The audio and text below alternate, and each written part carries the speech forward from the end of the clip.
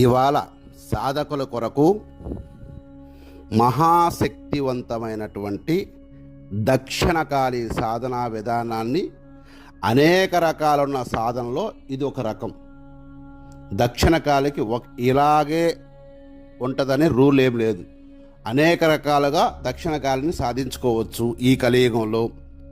ఇక్కడ నేను ఒక మార్గం చెబుతున్నాను.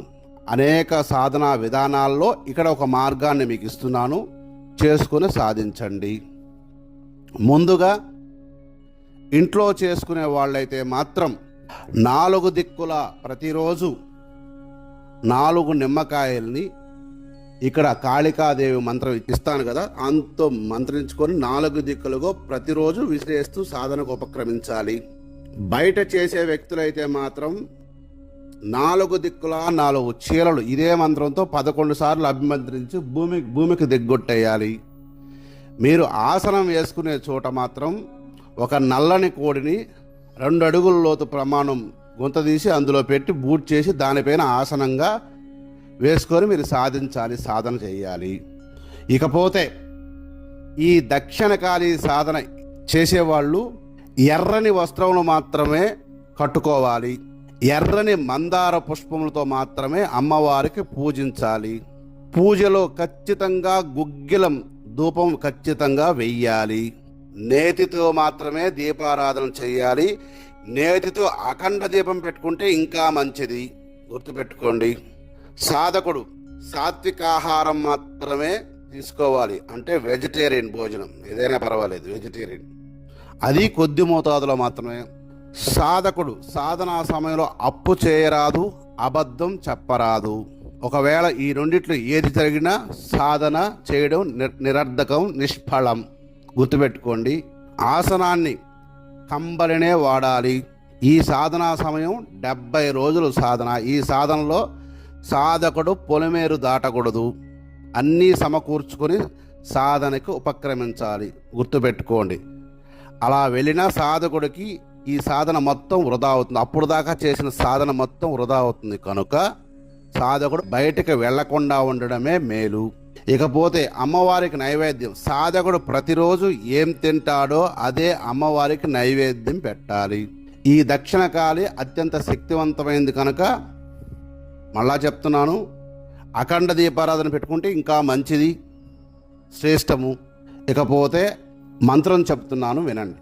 క్రీం క్రీం క్రీం హూం హూం హ్రీం హ్రీం దక్షిణే దక్షిణకాలికే క్రీం క్రీం క్రీం హూం హూం హ్రీం హ్రీం క్లీం క్లీం క్లీం దక్షిణ మార్గే హ్రీం స్వాహ అనే ఈ మంత్రాన్ని ప్రతిరోజు 5000 జప సంఖ్య, ఖచ్చితంగా 5000 జపం చేయాలి.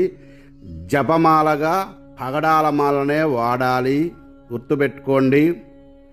ప్రతిరోజు సాధకుడు తన శరీరం మీద పునుగు పిల్లి తైలం కొంచెమైనా రాసుకోవాలి, గుర్తుపెట్టుకోండి. కనీసం బొట్టుగా అయినా సరే పునుగు పిల్లి తైలాన్ని పెట్టుకోవాలి, జవ్వాజి వాడకూడదు.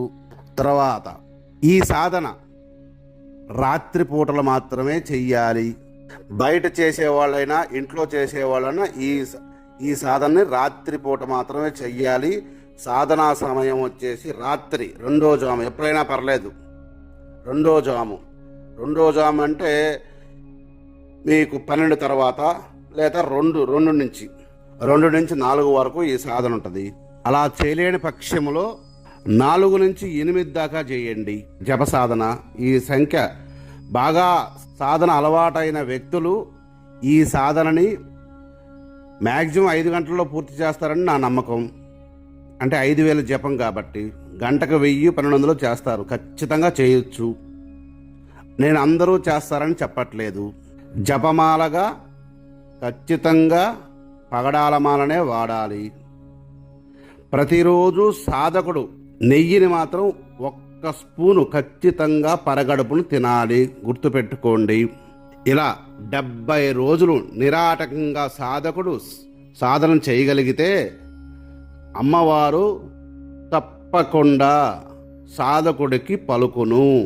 ఈ సాధకుడు ఈ దక్షిణకాలని ఈ విధంగా చేసిన సాధకుడికి అదృశ్యకరణి విద్య కావచ్చు, అదృశ్యంగా దేవస్తువులు ఉన్నా సరే అంజనం ఇస్తుంది అమ్మవారు. కాళిక, దక్షిణ కాళిక ఈ సాధకుడికి అంజనాన్ని ప్రసాదిస్తుంది.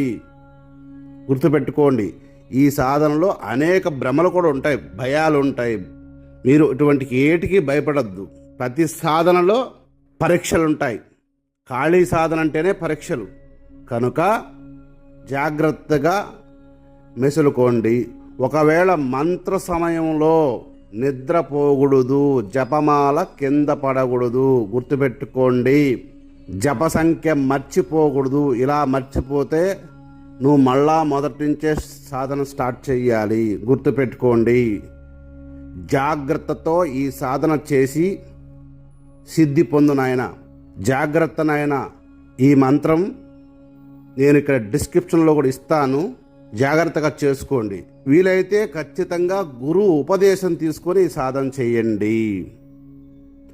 గురు ఉపదేశం లేని పక్షంలో దక్షిణామూర్తి దగ్గరికి వెళ్ళేసి 11 ప్రదక్షిణలు చేసి ఈ మంత్రం, ఈ సాధనా విధానం నీకు ఎక్కడి నుంచి లభించిందో ఆయన ముందు విన్నవించుకొని ఆయనే గురువుగా ఊహించుకొని ఈ సాధన చెయ్యండి.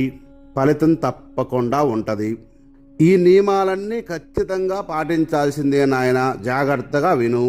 ఇప్పుడు దాకా నేను చెప్పిన నియమాలన్నీ పాటించాల్సిందే. మంత్రం యథాతథంగా మీకు చెప్పి ఉన్నాను, ఇది జాగ్రత్తగా చేసుకోండి.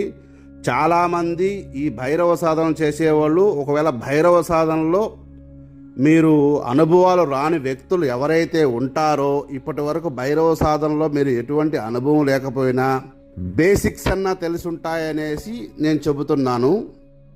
బేసిక్స్ తెలిసిన వాళ్ళు దీన్ని చేసుకోవచ్చైనా. గురువు లేని పక్షంలో దక్షిణామూర్తిని గురువుగా ఎంచుకొని ఆయనకి పళ్ళు అంటే గురు సుశ్రుతలాగా అక్కడే కూర్చొని ఆయనతో మాట్లాడినట్టు, అంటే మీరు విగ్రహంతో మాట్లాడినట్టు కాకుండా దక్షిణామూర్తితోనే గురుస్వరూపంగా వింటున్నారని చెప్పేసి పువ్వులు ఫలాలు ఇచ్చేసి ఒక అర్చన చేపించుకొని ఆయన గురుదక్షిణగా ఇచ్చేసి పువ్వులు ఫలాలు, ఈ మంత్రం ఆయన నుంచే వచ్చిందనేసి, ఇప్పుడు ఈ మంత్రాన్ని నేను చెప్పాను కనుక ఫలానా చంద్రశేఖర దత్త చెప్పారయ్యా అని ఆయనతో చెప్పి ఆయనే గురువుగా, చంద్రశేఖర దత్త కాదు దక్షిణామూర్తే గురువుగా స్వీకరించుకోండి. గురువు లేని వ్యక్తులు, ఇంతకుముందు వేరే గురువుల దగ్గర మంత్రం తీసుకున్న వ్యక్తులు ఈ మంత్రం చేసే ముందు, ఇంతకుముందు ఎవరి దగ్గర అయితే మంత్రం తీసుకుంటారో వాళ్ళకైనా ఆ మంత్రాన్ని తిరిగిచ్చేయడమా, లేదన్నా లేదు ఈ మంత్రంతో మాకు పని లేదు అనుకున్నప్పుడు ఏదైనా ఆవు చెవులో, కుడి చెవులో చెప్పేసి ఆవు ముందు కొంచెం బెల్లం పెట్టేసి వచ్చేసేయండి. ఆ మంత్రం అక్కడితో మీరు వదిలేసినట్లు లెక్క అయిపోద్ది. కనుక ఇవన్నీ చేసిన సాధకులు ఈ మంత్రాన్ని చేయనికి అర్హులు. ఇది దక్షిణకాలిక అనేక విధానాల్లో ఇదొక విధానం కాబట్టి ఈ కలియుగంలో ఇది ఖచ్చితంగా పనిచేస్తుంది. వినండి, పూర్తిగా వింటే మీకు అర్థమయ్యేది. అక్కడ కొంచెం అక్కడ కొంచెం నేను ఎన్నిసార్లు చెప్తున్నా మీరు చూడరని నాకు తెలుసు, అయినా చెప్పడం నా ధర్మం. సర్వే జనా సుఖినో భవంతు.